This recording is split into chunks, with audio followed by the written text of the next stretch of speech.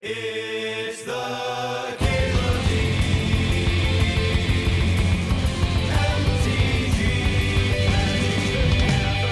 Show.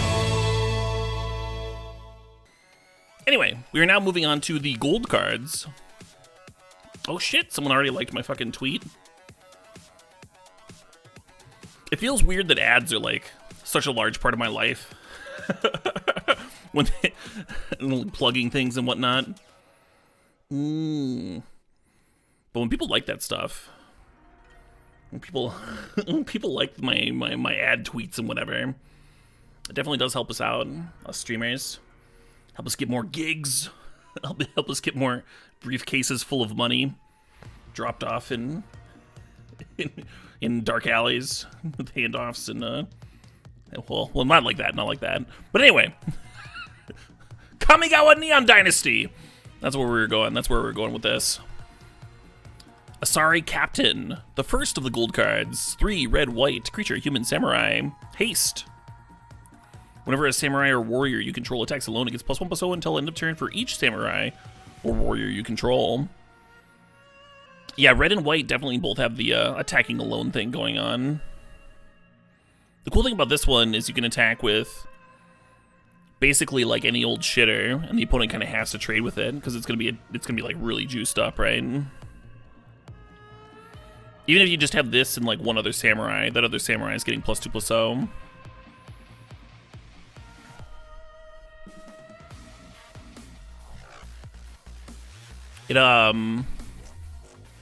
It reminds me of like a costed for limited version of that creature that like gave all of your creatures exalted. Obviously, this is only half exalted, right? It's not pumping the toughness, and it's only working for samurais and warriors, and it costs more than that angel did. You know, it's an uncommon. It's gold, but like that angel fucking hit people like a truck. And this card's gonna have a little bit of that. A little bit of that going on.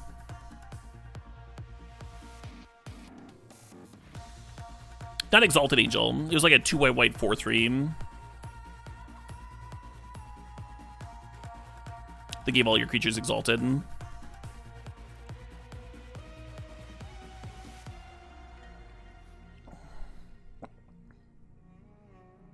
A Sublime Archangel, that's the one. Thank you.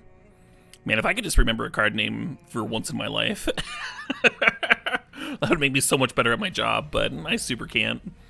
It's just not what my brain does. Anyway. Yeah, if you're doing that thing, then this is going to be a high pick, right? If you're doing that Boros Samurai thing. Colossal Sky Turtle. And I mean, this could be a build around, you know, something that puts you into that, like, kind of early. Gives you a direction. Colossal Sky Turtle, 4 green, blue, enchantment creature turtle. Flying, ward 2. Channel 2 and a green, discard it. Return target card from your graveyard to your hand. And then 1 and a blue, discard it. Return target creature to its owner's hand. It's a 6/5. I saw people talking about this with Living End. Just because it's doing like a whole hell of a lot. Bins itself. And then it's a 6/5 with flying ward. The fact that it's green and blue is also really interesting for Living End because it means that it pitches to Endurance, Force of Vigor, and Force Negation.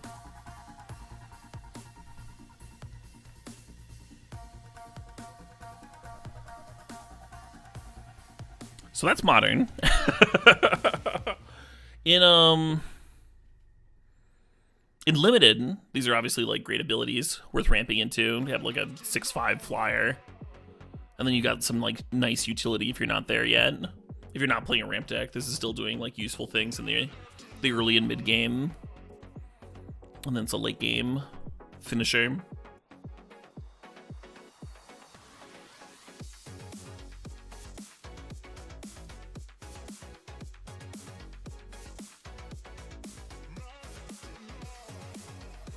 Do y'all think that this will see play in Standard? I'm like certain it's a good limited card and certain that it's a good modern card. Just because Living End exists. And I'm like really skeptical about it seeing Standard play.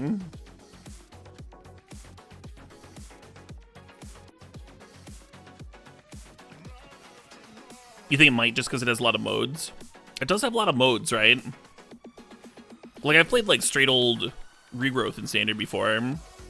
If the right, like, combo deck needs it. And this is a regrowth that can, like, do a couple of other things.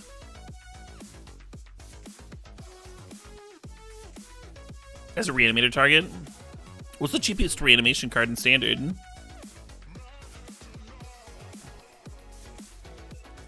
Is there, like, a 4-mana one? Like, just some Zombify?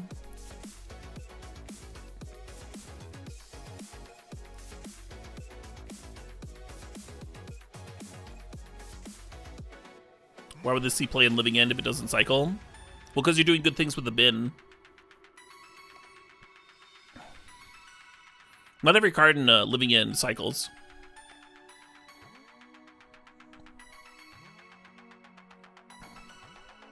If the card bins itself, but then also gives you utility.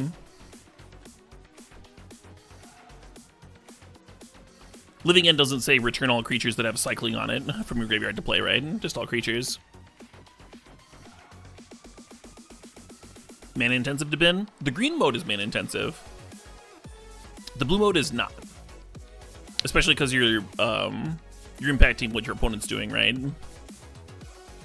You're like bouncing their Ragavan or their Tarmogoyf or the Saga token, or you're interacting with Hammer Time with that bounce. And then the creature that you're getting is above average.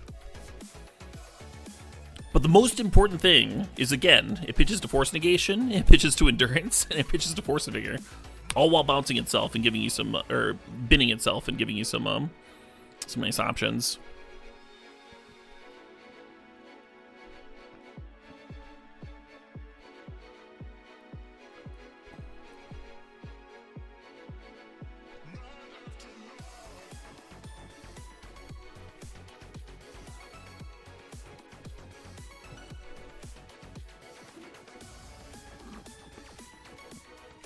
Yeah, the rebuy option is really good against discard, right? If they discard or counter your Cascader, you just get to be more like threat dense against disruption.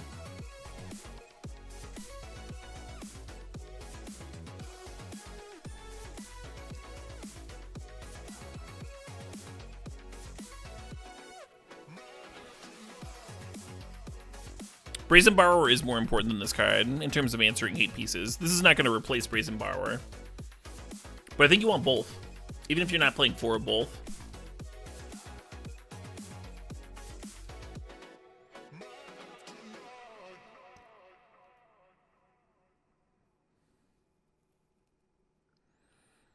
Alright. Ikanjo Uprising. X, red, white, sorcery. Create X 2/2 white samurai creature tokens with vigilance. They gain menace and haste until end of turn. Then each opponent creates X -1 2/2 white samurai creature tokens with vigilance.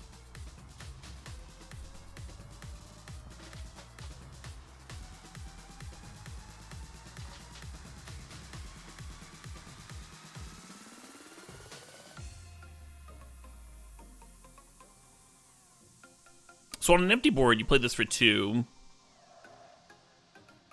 You just make them for 4.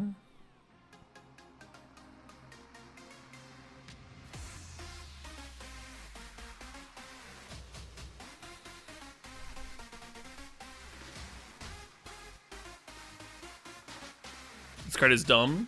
Is it dumb in a good way or a bad way? I'm having trouble figuring out if this card's any good or not. The samurai aspect is like kind of awkward because the samurai have this like attacking alone thing. So making X of them doesn't seem that great. If you cast it for 2 red white, you only smack for 2. They gain menace until end of turn. So if you play it, so if you make 2 tokens, your opponent gets 1 blocker, but then your creatures have menace. Oh shit! What up? 8 PM Productions, thanks to the sub, thanks to the tier 3, the 74 months. Calling it a fireball. Each mana you put into it lets you get 1 more damage in. It's a little bit different than a fireball, because like for 4 mana, you're getting 4 damage in. And for 5 mana, you're getting 4 damage in. It's like for each even amount, you get another 2 damage.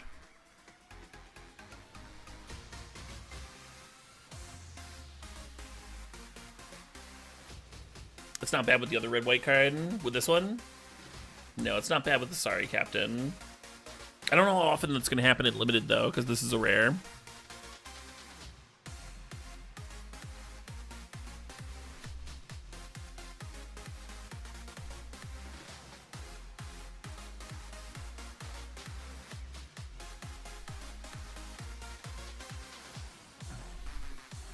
Yeah, I'm going to go with I don't think this card is good, but I could see myself being wrong. Just because there's like a lot of stuff going on there. This is one you almost have to play with.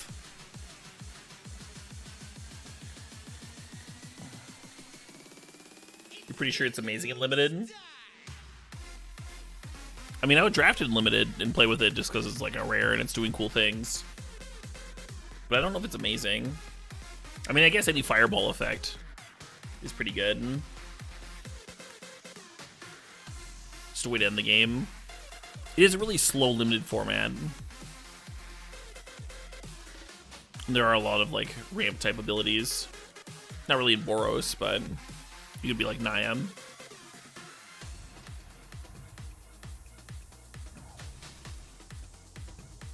You think the card's insanely good, especially with an anthem? Well, there aren't really anthems, right?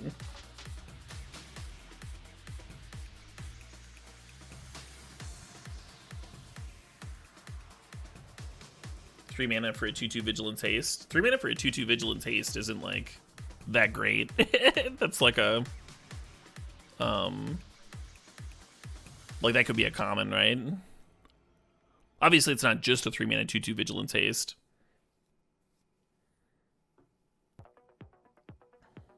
Because you also get the fireball aspect on the top end. I think that's the exciting part, is like just getting to like kill your opponent if you have enough mana.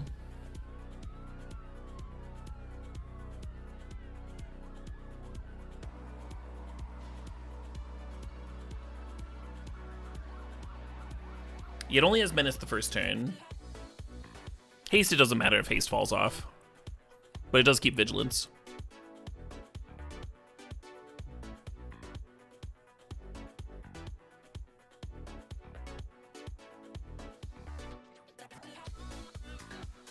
Yeah, that doesn't matter though that much, Dead Schism. 3 mana for a 2/2 Vigilance that like gets 2 damage in. That doesn't make it like busted or anything.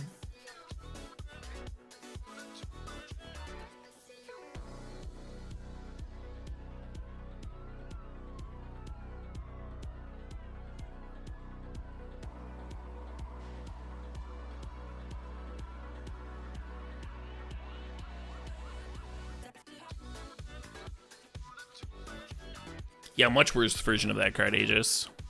That card was just like raw inevitability. Yeah, an unreliable fireball. That's how it reads to me, like on first glance, Ants in his eyes, as an unreliable fireball. But I might be wrong. It might be like incredibly good. Certainly doing powerful things.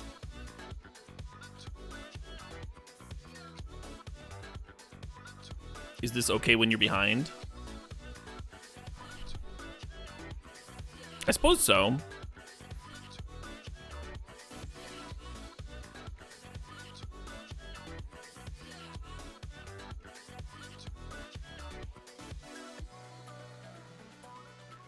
I mean, if you're super behind, it's not like you have to make X like a large number. But making X a large number and giving your opponent a bunch of Samurai tokens might give you some tools for like multi-blocking.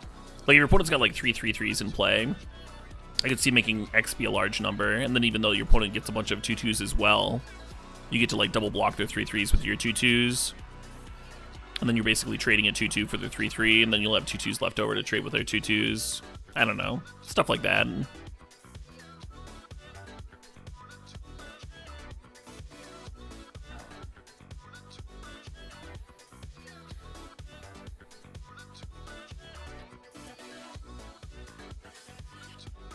Enthusiastic Mechanaut. Blue, red, artifact creature, goblin, artificer, flying. Artifact spells you cast 1 less to play. Is it 2/2? This card's kind of exciting. So 2-mana 2/2 flyer is like already good stats. And then so long as you're playing artifact spells, that mana ability is better than like a mana dork tapping for a mana. I think there's a decent amount of artifacts in the set. I almost want to play this in Historic. I have a few random artifact dirtle decks in Historic where this could look good.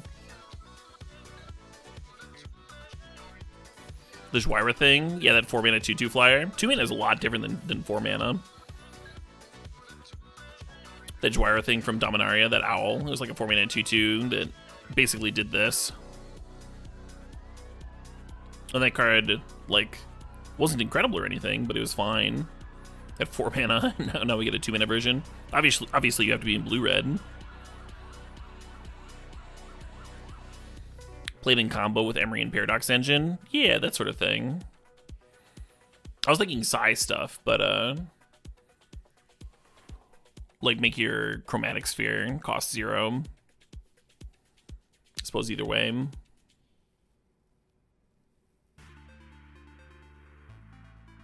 Makes Thought Monitor 2 less. Oh, you're saying for like for Modern and Legacy? Yeah, pitches to Force and stuff too.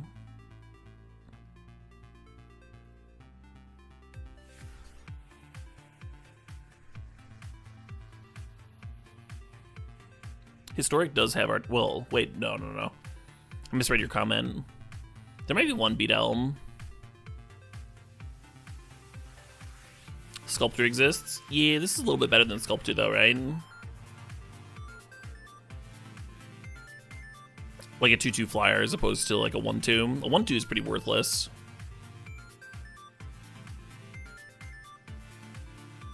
Whereas a 2/2 flyer, like, gets in damage, carries equipment, that sort of deal.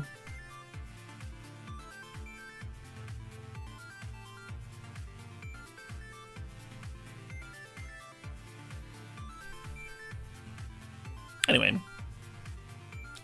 so probably not super exciting, but mildly exciting.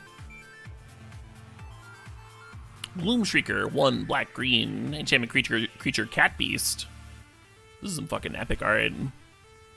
It's like mad at its tail, which is a snake. And the snake's mad at the moon. Everything about this is gas. Anyway, 1 black-green, enchantment creature cat beast, menace. When it enters the battlefield, return target permanent card from your graveyard to your hand, and if it would die, exile it instead. It's a 2/1. Cool. That's a neat little Grave Digger-esque card.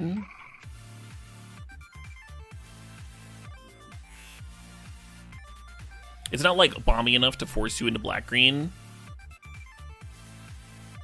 but it's like a cool tool once you're already there.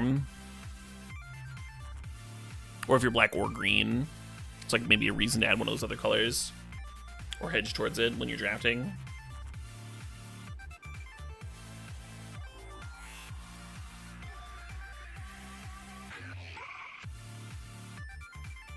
Oh, I remember this card. Greasefang, Okiba Boss. 1 white, black, legendary creature rat pilot. At the beginning of combat on your turn, return target vehicle card from your graveyard to the battlefield. It gains haste, return it to the owner's hand at the beginning of your next end step, and it's a 4/3. So I'm gonna be testing this card in both Historic and Modern for sure. I don't know if I'm gonna be trying it with like Parhelion in like Modern and Legacy. I don't know if I'm gonna go quite that deep, but it does recur it and crew it, right? Because it's got the four power there.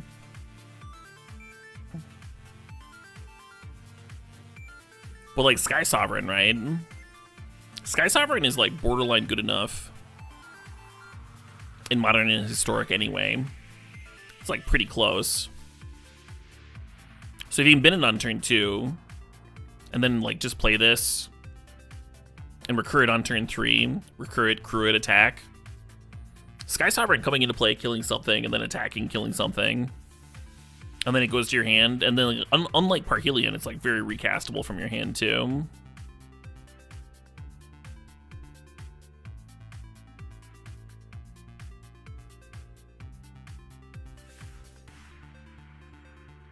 Getting Smuggler's Copter is big game.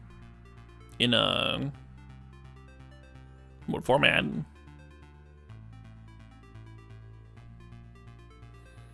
Well, Smuggler's Copter is legal in Modern, right? Why does nobody play that card in like their Lurrus decks?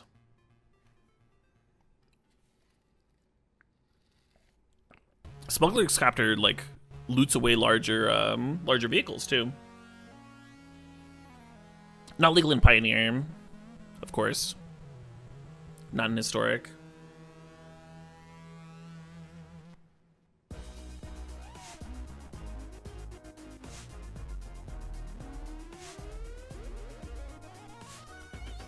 No idea, but you're gonna play it tonight.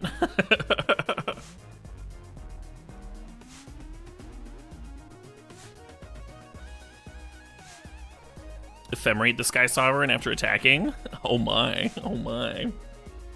Or Parhelion. If you played this, Parhelion, and Ephemerate, that's like enough white cards for Solitude too, and Solitude plays well with Ephemerate. Sounding kind of janky, but there could be something there.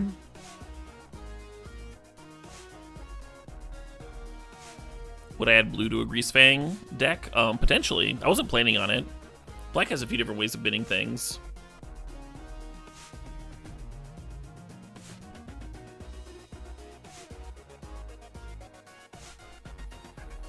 Yeah, kind of an exciting card. It might end up like not being quite good enough. It does rely on the graveyard and on living, which is unfortunate, but the effect is certainly powerful.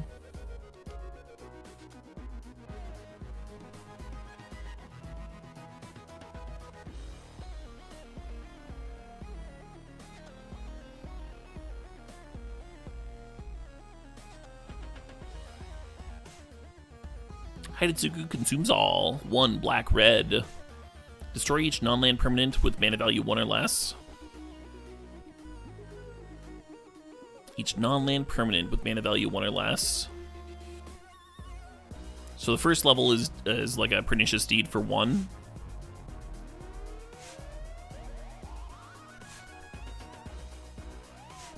And then 2 is exile all graveyards.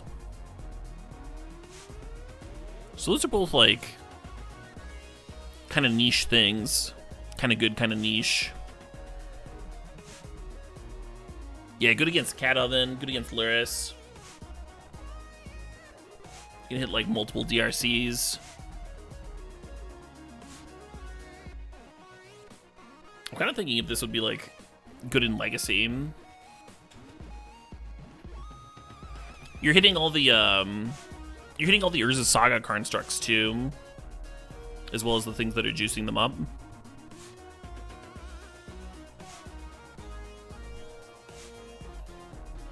Yeah, really good against Hammer.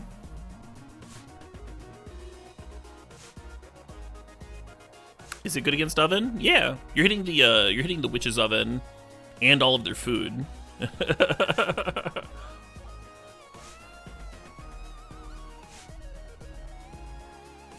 So if they're gonna recur their cats, they need to like get another food source.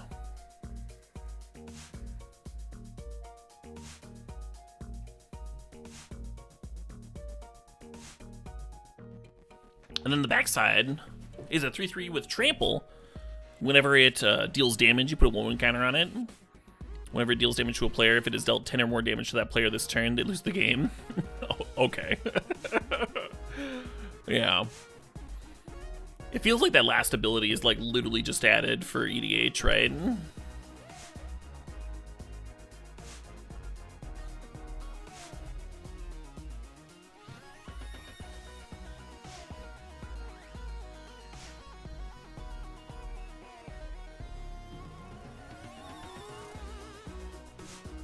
Last ability is like literally flavor text.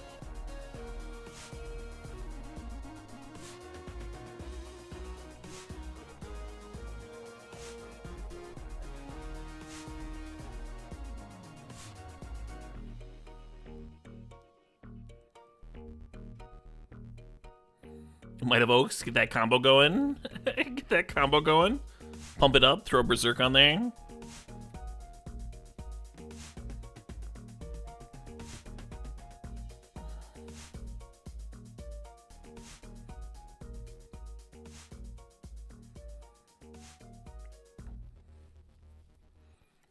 Yeah, the more I think about it, the more I like this card.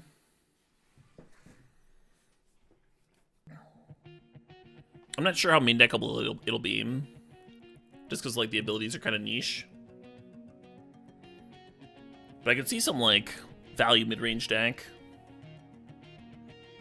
Fucking wreck and face with it in Modern or Legacy.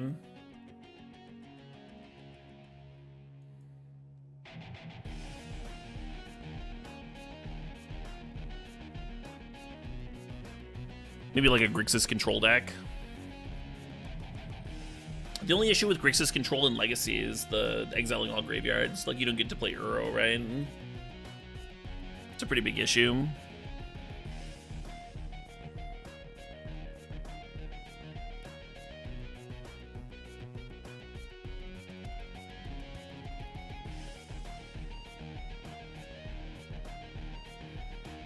You don't think this card has a home because these colors want to play Luris?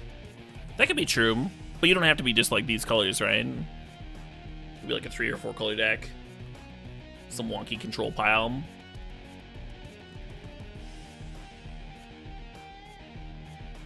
Is this good against Hammer? This is good against Hammer.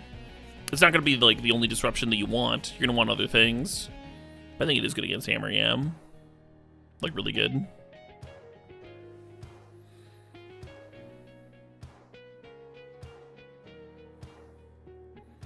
Alright, Hinata Dawn Crowned. 1 blue, red, white. Legendary creature, Kieran Spirit. Might be good enough that it like creates its own home. Legendary creature, Kieran Spirit. Flying Trample. Spells you cast cost 1 less to cast for each target. Spells your opponent's cast cost 1 more to cast for each target. It's a 4/4.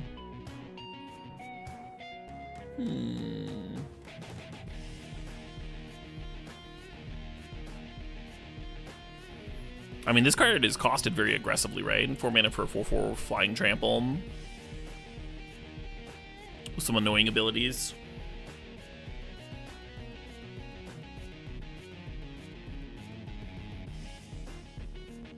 It's not quite Grand Arbiter Augustine, right?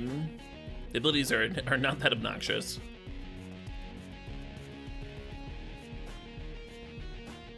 Gives itself Ward 1. Gives all of your stuff Ward 1.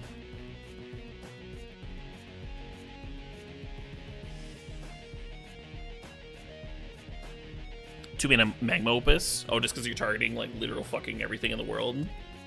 Magma Opus is still in standard, right?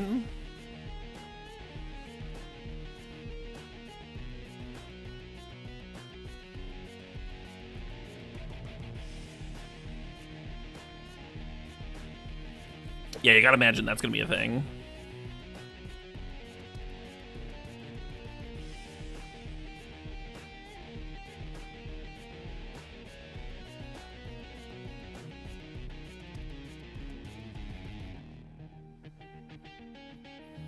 Blue Sublime Epiphany.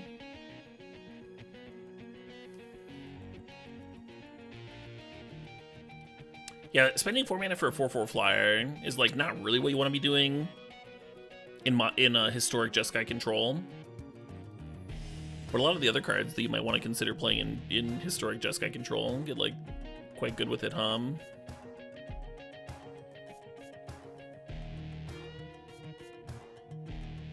Could be a fun cube card too if you decide to support it in your cube. 4/4 is not a bad stat line. You're not wrong about that. 4 mana for a 4/4 doesn't die to like random bolts and shit. Invigorating Hot Spring. 1 red, green enchantment. Enters the battlefield with 4 1/1 counters on it. Modified creatures you control have haste. Remove a counter from Invigorating Hot Spring. Put a 1/1 counter on target creature you control. Activate only as a sorcery and only once each turn.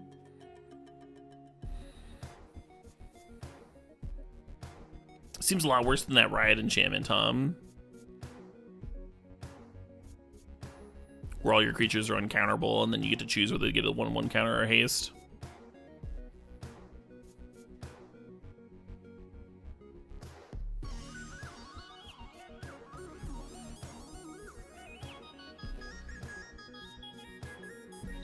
Have any of y'all been to Hot Springs?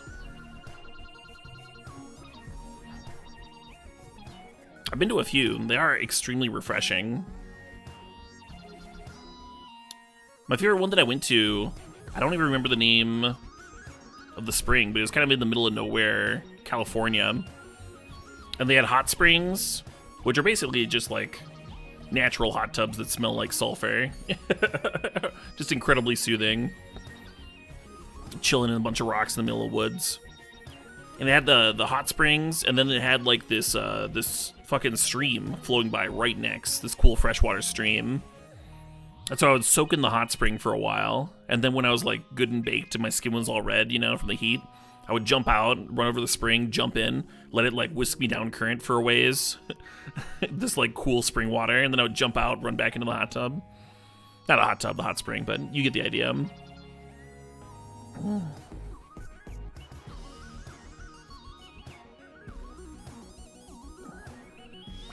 You just went to one? Nicey, man. Oh shit, what up? Hey, Oipunk's not dead. Thanks to the sub, thanks to the 55 months. Ooh, in the middle of the winter. That sounds fantastic, Quacks Quacks. All surrounded by snow and stuff. Anyway. I think this is a good limited card. I don't think it's gonna make a splash in Constructed though. Isshin, 2 heavens as 1. Red, white, black, legendary creature, human samurai. If a creature attacking causes a triggered ability of a permanent you control to trigger, that ability triggers an additional time. It's a 3/4. 3 mana for a 3/4. Human samurai. Those human samurai warrior colors.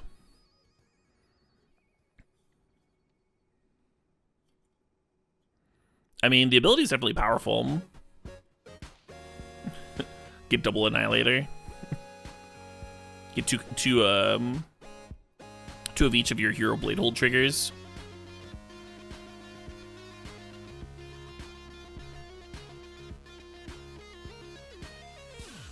Is Winota playable in Pioneer? Winota is playable in Pioneer. This is a little bit awkward in Winota, because it's a human, you know? So it's not something that's triggering your Winota itself. It's something that you're hitting off of Winota. And once you hit this off Winota, the Winota triggers have already gone on the stack. So you're not going to get any value out of it that turn. Hey, the Nugget FTW, thanks to the sub, thanks to the 33 months. Might still be good, though. You can, like, play Winota, and then if they, like, somehow don't die that turn, you can untap and play this card. Or if you hit it off of the last turn's triggers, it'll get to do its thing.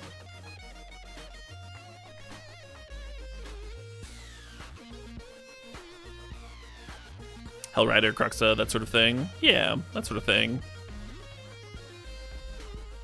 Temba, his arms wide. Get some Star Trek references in here. I like literally just watched that episode.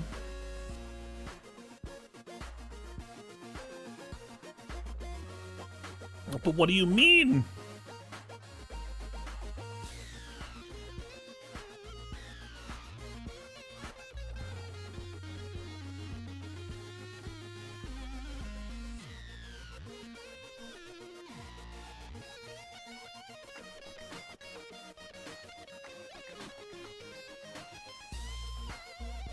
Well, that's a good point, CPU Doom.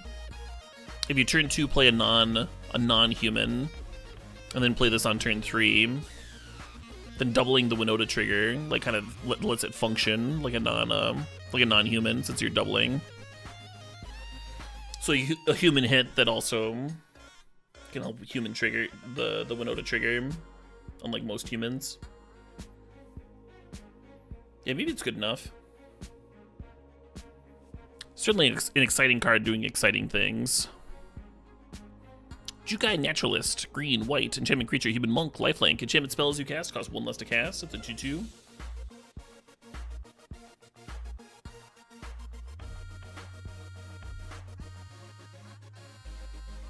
Is this card good?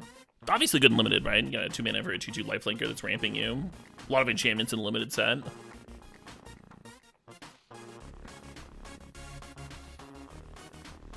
Possibly good enough in the in the standard enchantment deck if there's one. Probably not good enough in historic and in modern and stuff though. Kaito Shizuki, 1 blue, black, legendary planeswalker Kaito. I don't know if I've read this. At the beginning of your end step, if Kaito entered the battlefield this turn, he phases out. +1, draw a card, then discard a card unless you attack this turn. -2, get a 1/1 blue ninja creature token with this creature can't be blocked. And -7, you get an emblem with whatever creature you control deals combat damage to a player. Search your library for a blue or black creature card, put it on the battlefield, then shuffle. That -7 seems really hard.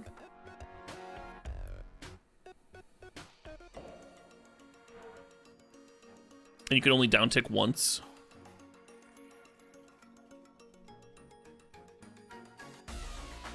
I don't think this card's good, folks. This is your vote for best card in the set? Oh no.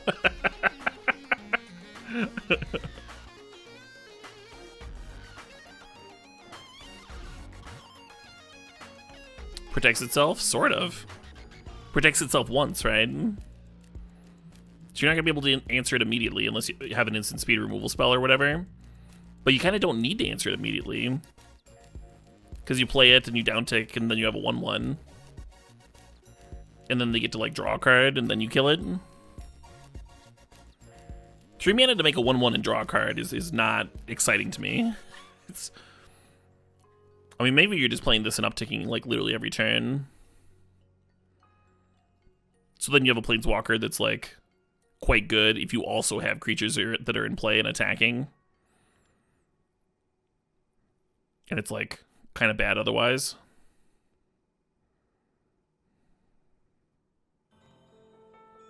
The 1/1 guarantees a ninjutsu. Yeah, but then you lose the token.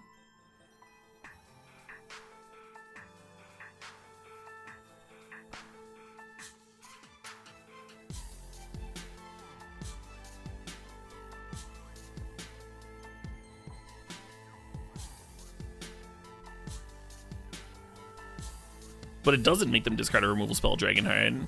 If they have a removal spell, this might only get 1 activation. You might not even get to phase it out.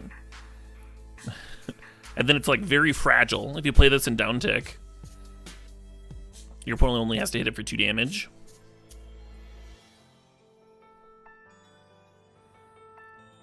I don't think the emblem is garbage, but it might be garbage for being -7, you know?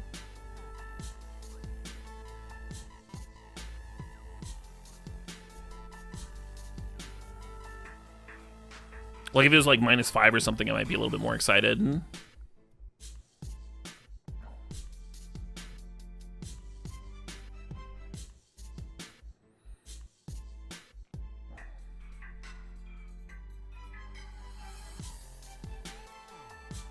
You think the +1's good? It might be.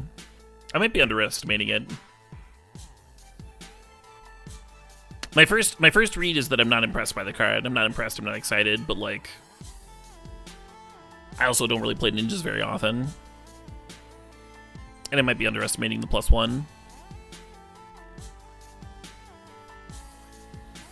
Wouldn't be the first time I misvaluated a planeswalker.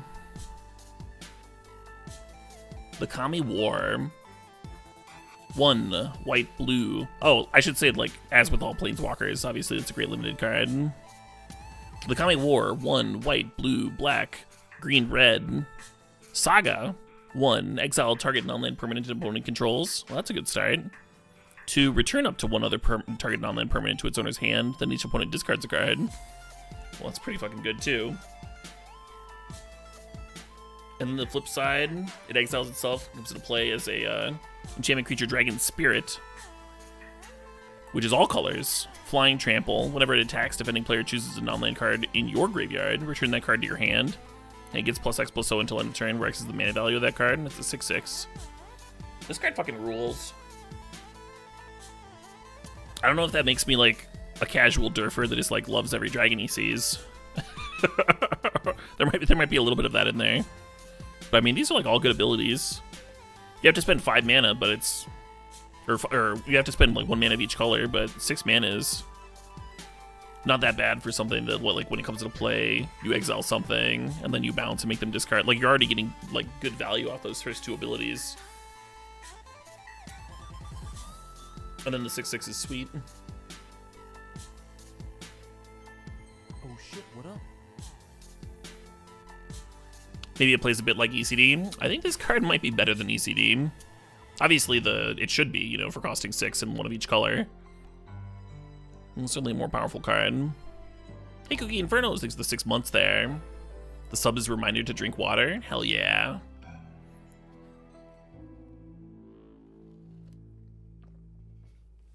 It pitches to like Fury and Omnath and all that stuff in Modern, I suppose.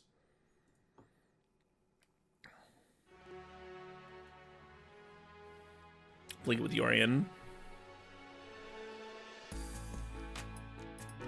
Oh shit, what up? Pitches to literal everything. Hey, a fake beam. Thanks for 29 months. Yeah, ECD, the second mode on ECD was like pseudo-relevant, right? It wasn't always relevant. This thing has like 3 amazing modes. You exile something, and then you bounce and make them discard. And then you get like a sick finisher. I think the 6/6 dragon is going to be better than the last mode on ECD very often.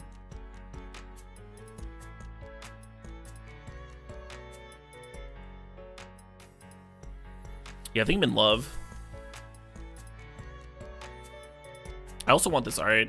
I also want this art on my wall, like a tapestry of this this big ass white dragon with the black clouds.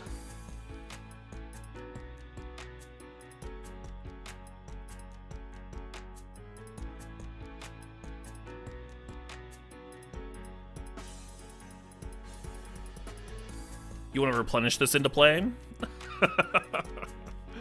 Hey, it pitches to Force of Will.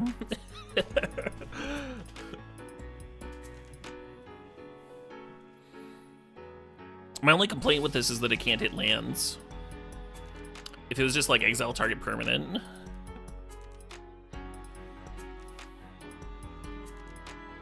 That's my only complaint. Alright. Katos, the Silent Spider. 3 blue-black, legendary creature, human ninja. When the Silent Spider enters the battlefield, exile target card other than a basic land card from an opponent's graveyard. Search that player's graveyard, hand, library for any number of cards with the same name as that card and exile them. Then that player shuffles for as long as you control Katos. You may play one of the exiled cards, and you may spend mana as though or any mana of any color to cast it. It's a 4/4.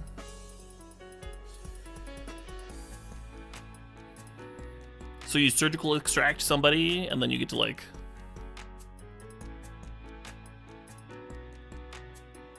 And you get to play one of them. You don't get to play all of them. Just one of them. Interesting.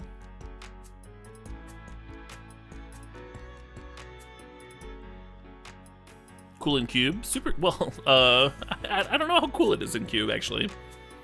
I mean, you're not extracting anything, right? You're just exiling one card. Maybe that's still good enough.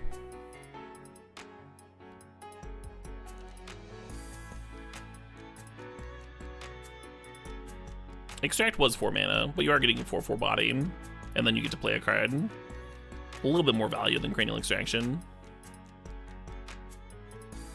Linkable? Yeah.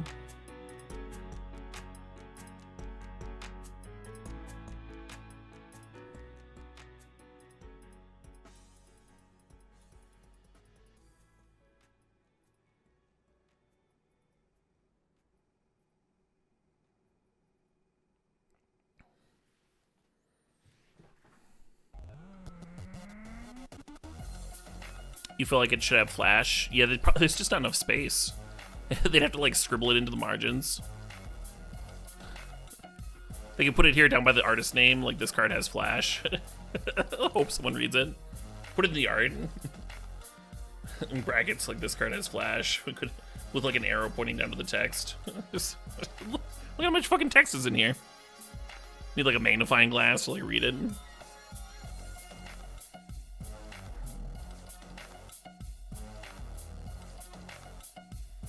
Naomi, Pillar of Order. 3 white, black. Legendary creature, human advisor. Whenever it enters the battlefield or attacks, if you control an artifact card and an enchantment, get a 2/2 white samurai creature token with vigilance. It's a 4/4. Yeah, this card's sweet. Obviously not a constructed card, obviously not costed for constructed. but I don't think it's hard to have both an artifact and an enchantment in this format. So just a 5-mana 4/4 that spits out 2/2s is a pretty great limited card. Can take it early, build around it. Oni-Cult Anvil, black-red artifact. Whenever one or more artifacts you control leave the battlefield during your turn, create a 1/1 colorless construct artifact creature token. This triggers only once each turn. And then it taps to sack an artifact and deals 1 damage to each opponent. You gain 1 life.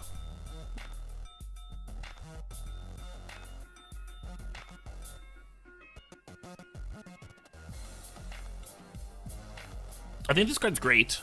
And the reason that I think this card's great is because of all of the sacrifice and artifact stuff going on in black and red. It's kind of like a well-supported sub-theme.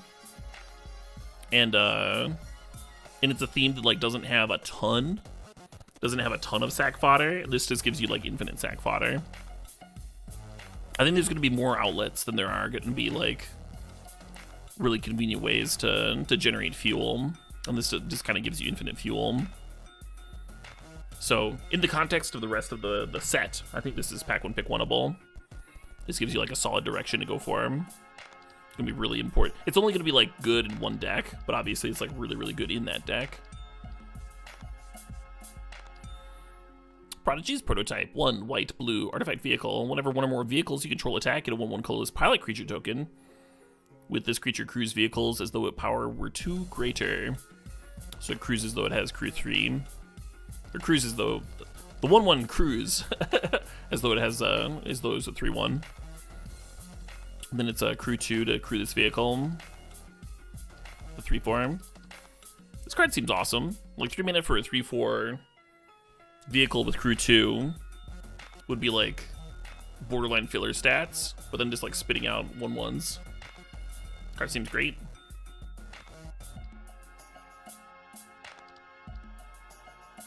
Like these other cards that we've been looking at like these other like really good uncommons. This is like a direction to go into really early on.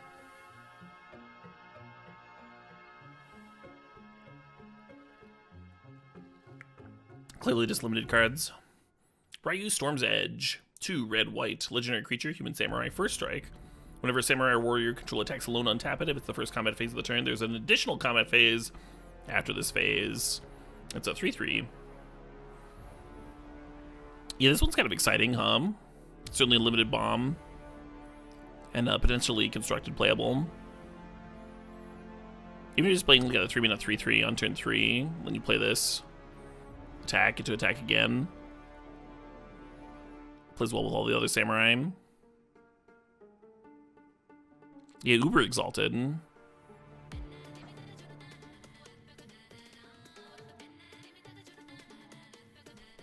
It's one of those cards that's like potentially standard playable if there's the rest of the shell for it, right? If the rest of the shell and the meta is good enough for it.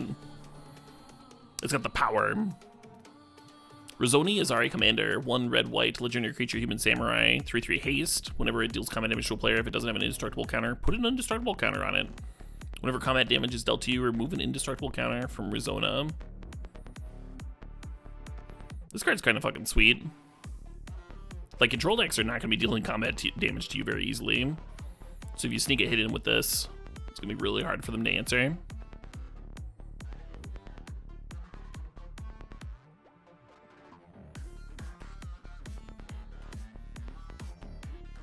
It is a legend. It is a 3-mana 3/3 haste legend. So you're probably not playing like 4 in your deck or whatever. But if you are doing the human samurai thing, you might get a couple in.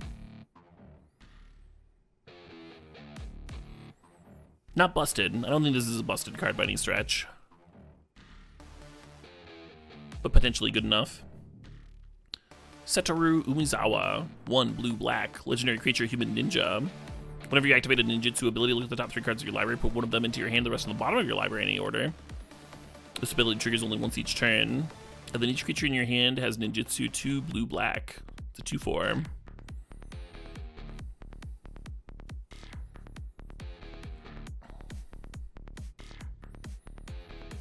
So that's a powerful card. I remember when this card got spoiled, everybody was like talking about all the crazy shit they could give ninjutsu to. This fucking ninjutsu in a Sundering Titan. You know, shit like that.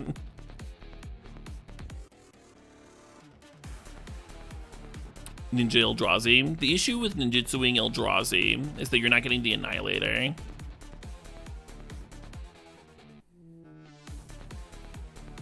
Maybe that doesn't matter in the case of Emrakul, because it is fucking 15 damage. Maybe it doesn't matter very much. Blightsteel's your favorite ninja? Yeah.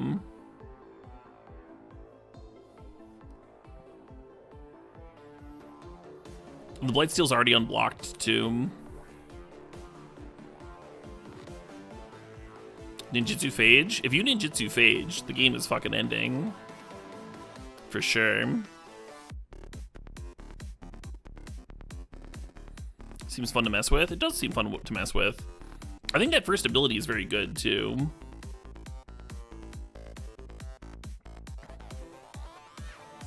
Getting to, like, Impulse when you ninjutsu.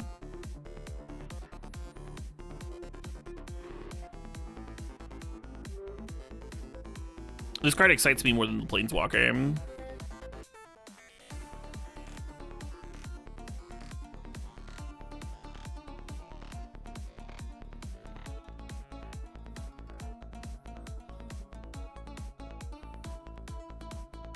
Yeah, I like those like neon spirits that are hanging out too. Very cool in the art.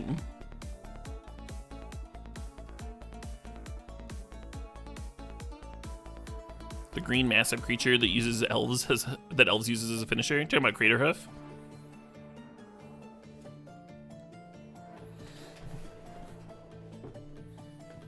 Craterhoof's not crazy. Some bug deck.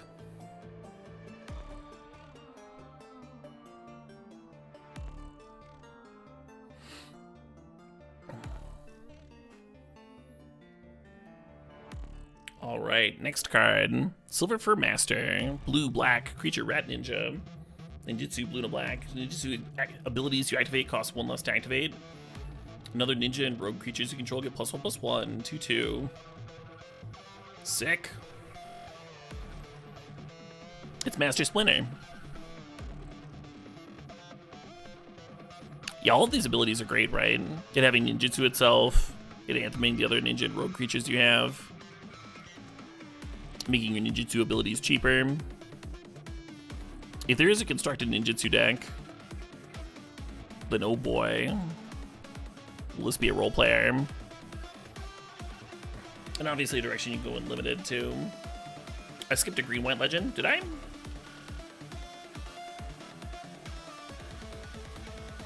This thing's not a legend, is that what you meant? Anyway. Spirit Sister's Call, 3 white-black enchantment. At the beginning of your end step, choose target permanent card in your graveyard. You may sack a permanent that shares a card type with the chosen card. If you do, return the chosen card from your graveyard to the battlefield and it gains. If this permanent would leave the battlefield, exile it instead of putting it anywhere else. Hey, Softnum, thanks for the 25 months there. Appreciate you.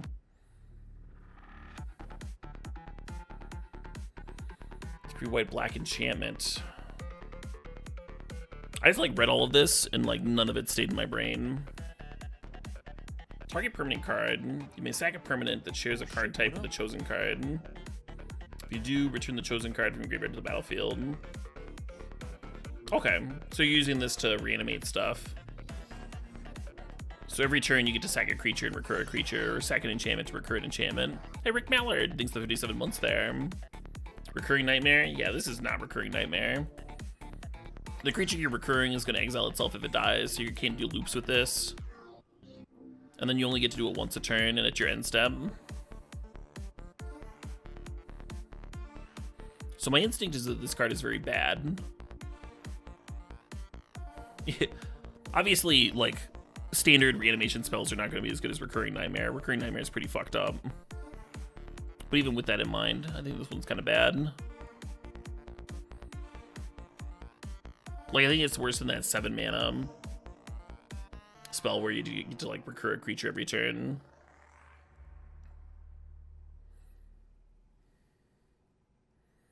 Also a black-white card. Also a black-white enchantment. Sick art, though. Yeah, it's pretty cool art.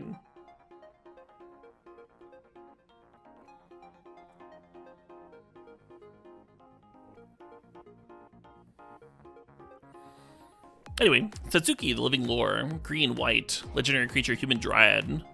Tap, put a lore counter on each saga you control. Activate only as a sorcery. When it dies, choose up to 1. Return target saga or enchantment creature you control to its owner's hand, or return target saga card from your graveyard to your hand. It's a 1/3.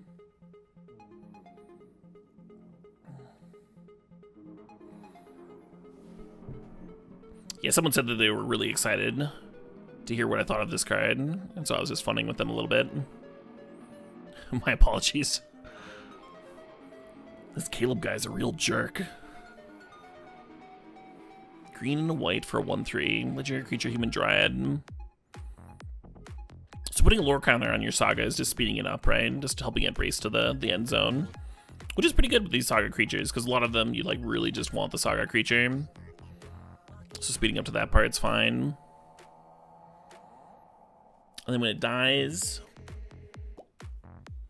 you get a saga or an enchantment creature back to your hand. Oh, you get a saga or enchantment creature from play to your hand, or you can recur a dead saga. Yeah, so this thing's like mostly supposed to work with sagas. In limited, that's gonna be awesome because there's like a shit ton of bad sagas that this card just makes like kind of good, just by like speeding them up really fast. Are there enough sagas for standard? That's a fucking question. My instinct is no. My instinct is that the sagas are not good enough if there's a lot of removal. There are some sagas that are like borderline interesting for standard, but I don't know if you want to like devote another card to making them better. They lose like some of their appeal if you're doing that, right?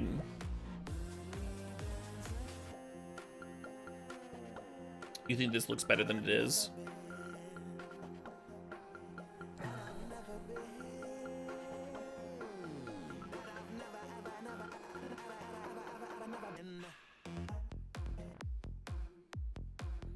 The Kaldheim sagas. Do any of the Kaldheim sagas see standard play? I've been out of standard for a minute. I played like none this last season.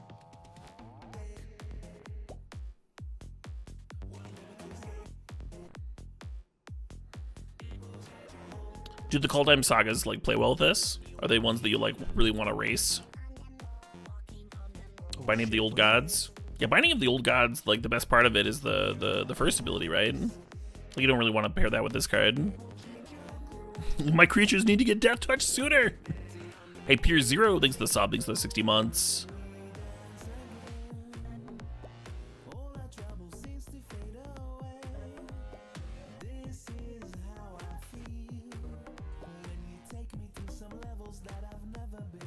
Retribution. Retribution's not a bad one to race through. People have messed around with it in junk shells before too. You can play Retribution and ECD or something. Cure Best the Sea God. Yeah, that one's powerful enough too.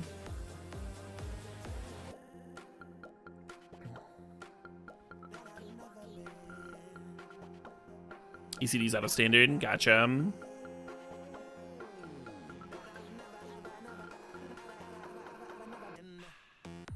Yeah, only being activated as a sorcery. Certainly a downer.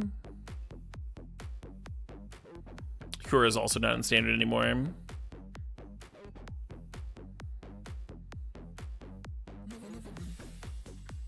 Yeah, I don't see it. I think there's going to be some limited decks that manage to pop the fuck off with this card. But I don't think there's going to be a standard home.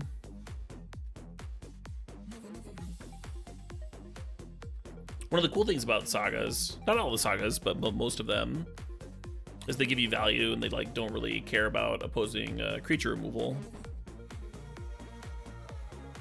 I guess when this one dies, you do get to recur something. To me, that part of it's good.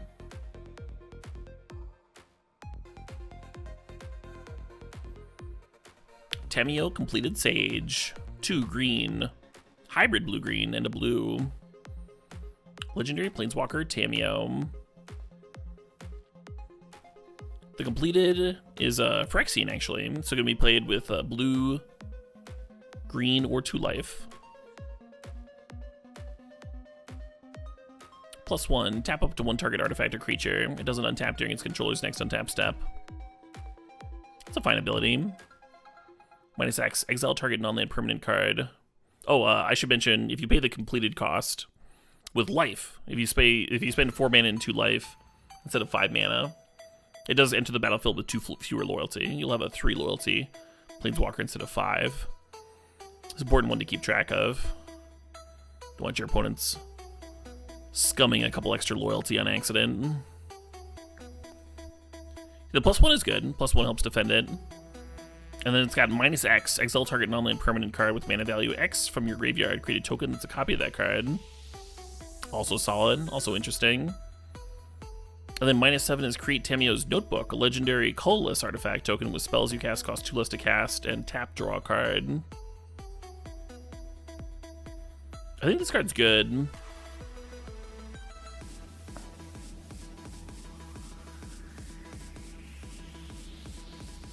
Tamiyo's usually doing some interesting stuff. I can't wait to see the next one.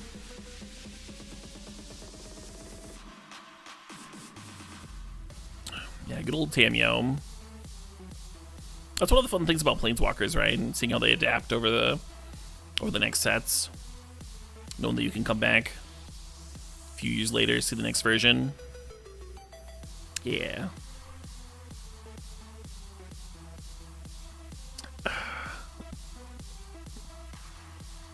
The -7 is such a target. It is a target. And it's like not that far from the -7 either, right? If you're spending 5 mana, comes into play with 5 loyalty, and then you uptick and you're already at 6.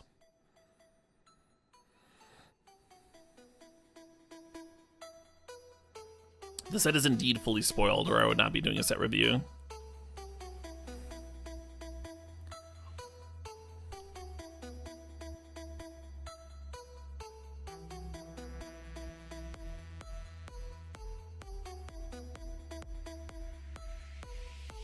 Easy to reach, but also answerable. Yeah, I mean, if they had an answer for a non-creature permanent, they probably would use it on the Tamiyo first, though, right? Rather than let you get the Notebook, let you draw a card, play some things for cheaper. The Notebook can be disenchanted, yeah. It's not an emblem, it's an artifact.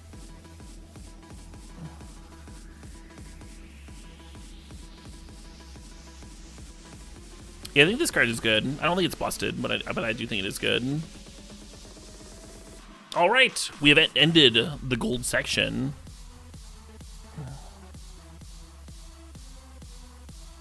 Sweet, there's gonna be some cool lands to look at too. I'm gonna take a break, and then I'm gonna go into colorless. I'll be back in a few minutes. I gotta refill my water anyway.